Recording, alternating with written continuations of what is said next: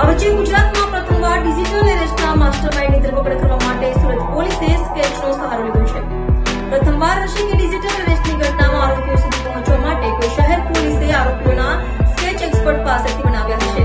Digital એરેસ્ટના ભોગ બનેલા ફરિયાદીઓના જણાવ્યા મુજબ આરોપીઓના સ્કેચ બનાવવામાં આવ્યા છે. ડિજિટલ અરેસ્ટની ઘટનાઓ હવે દિવસે ને દિવસે ગંભીર થતી જાય છે. ક્યારેક કસ્ટમના અધિકારી, ક્યારેક પોલીસ વિભાગના વડા તેમજ હવે ઉચ્ચતમ ન્યાયાલયના જજના નામે ડિજિટલ એરેસ્ટની ઘટનાઓ બની રહી છે, જેમાં આરોપીઓ લાખો કરોડ રૂપિયા ફરિયાદી પાસેથી બ્લેકમેલ કરી પડાવી રહ્યા છે. ટેલિફોન અને એકાઉન્ટના માધ્યમથી માત્ર એજન્ટ સુધી જ અત્યાર સુધી પોલીસ પહોંચી છે, પરંતુ માસ્ટરમાઇન્ડ સુધી પહોંચવા માટે અને આ ઘટનામાં સામેલ લોકોની ઓળખ સામાન્ય પ્રજા સુધી પહોંચ્યા માટે સુરત પોલીસે સ્કેચનો સહારો લીધો છે.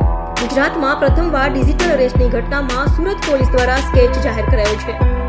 સ્કેચના એક્સપર્ટ આર્ટિસ્ટ પાસેથી આ સ્કેચ બનાવવામાં આવ્યો છે. હાલ ડિજિટલ એરેસ્ટની ઘટનામાં સામેલ બે લોકો કે જેમના પૂરા નામ કે સરનામાની જાણકારી પોલીસ પાસે નથી, જેના કારણે ફરિયાદી પાસેથી આરોપીના ચહેરાના હાવભાવ અંગેની જાણકારી મેળવીને સ્કેચ આર્ટિસ્ટ પાસેથી આ સ્કેચ બનાવવામાં આવ્યા છે, જેને પોલીસ પોતાના સોશિયલ મીડિયા હેન્ડલ પર મૂકશે, જેથી મોટી સંખ્યામાં લોકો આવા આરોપીઓને ઓળખતા થાય અને આરોપીની વિગત જો કોઈની પાસે હોય તો પોલીસને પ્રદાન કરે.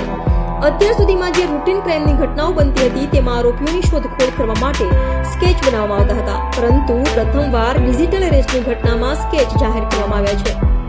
આ સમગ્ર મામલે પોલીસ કમિશનર અનુપમસિંહ ગેહલોતે જણાવ્યું હતું કે ડિજિટલ એરેસ્ટ કરનાર લોકો સીન ક્રિએટ કરે છે, યુનિફોર્મ પહેરીને બેસે છે, ક્યારેક કસ્ટમના અધિકારી બનીને બેસે છે, જે તે રાજ્યના અધિકારીઓ બનીને ફરિયાદી સામે બેસે છે. આ લોકો ડિજિટલ અરેસ્ટ કરવા માટે આખું સેટઅપ ઊભું કરે છે, લોકોની અંદર ભયનો માહોલ ઉત્પન્ન કરે છે. જે લોકો બેસીને ડિજિટલ અરેસ્ટ ઓપરેટ કરે છે તે માટે અમે તપાસ કરી રહ્યા છે કે તેમના ગેંગમાં કેટલા લોકો સામેલ છે, એમને પડકારવા માટે અમારો પ્રયાસ છે. તેઓએ વધુમાં જણાવ્યું હતું કે મોટા ભાગે લોકો મોબાઈલ ફોન અને એકાઉન્ટથી પકડાઈ જાય છે, પરંતુ આ ઓપરેટ કરનાર લોકો ફરિયાદીના નામ મળે છે તેમને પૂછીને સ્કેચ પણ બનાવી રહ્યા છે. ડિજિટલ એરેસ્ટમાં સામેલ લોકોના સ્કેચ બનાવવામાં આવી રહ્યા છે. ફરિયાદીના જણાવ્યા મુજબ આ સ્કેચ બનાવવામાં આવી રહ્યા છે. આ લોકો બેસીને ડિજિટલ અરેસ્ટની ઘટનાને અંજામ આપે છે.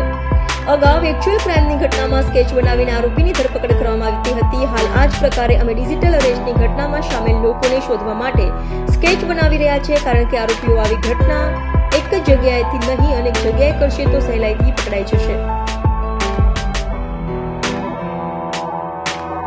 जो हमारे जिससे हम लोग यहाँ बैठे છીએ પાછળ આપ સુરત સિટી પોલીસના બોર્ડ જોઈ શકો છો, નેશનલ ફ્લેગ, ગુજરાત પોલીસનો ફ્લેગ. આ પ્રકાર આ લોકો એક સીન ક્રિએટ કરે છે પૂરા, અને યુનિફોર્મ પહેરીને બેસે છે.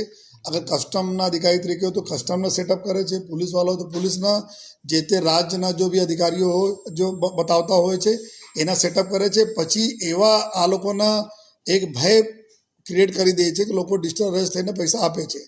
લેકિન અત્યારે આ જો કરવાવાળા છે, जो બેસીને અહીંયા जो બધા ઓપરેટ કરે છે, આ જ લોકોના જો હે કે ગેંગમાં કેટલા લોકો છે સામેલ છે કે એના જ પકડવા માટે અમે લોકો પ્રયાસ છે કે કેટલા લોકો ખરેખર બેસીને જો કરા. અમુક લોકો જલ્દી શું થાય છે કે મેક્સિમમ જો ડિજિટલ અરેસ્ટથી વધારે જો ઇન્વેસ્ટમેન્ટ અને આ ફ્રોડવાળા છે, જો મોબાઈલ નંબરો વગેરે નીકળે છે, પરંતુ જો આ નંબરો જેટલા બી છે આપણા જો ડિજિટલ અરેસ્ટમાં આવે છે તો એના તો પકડવા માટે અમારા લોકોને પૂરી કામગીરી ચાલુ છે કે આ પકડાય જો બેસીને બધાના બગલાયા હતા. અને અમુક લોકોને અમે આરોપીઓને જો જે રીતે ફરિયાદો નામ મળે છે, ફરિયાદી પાસે અમુક સ્કેચ પણ બનાવે છે. આ લોકોના જો સ્કેચ બી શેર કરશે જો અભી કે જો અમે ફરિયાદી બતાવે છે કે આ પ્રકારના વ્યક્તિ હતા, બેઠા હતા, તો અમુક આપને પૂરી ડિટેલ આપીશ તો અમે આપણા સ્કેચો પણ બનાવીએ છીએ કે આ પ્રકારના વ્યક્તિ બેસીને જો આ રીતે કરતા હતા, જેથી આગળ પણ અમે જઈએ.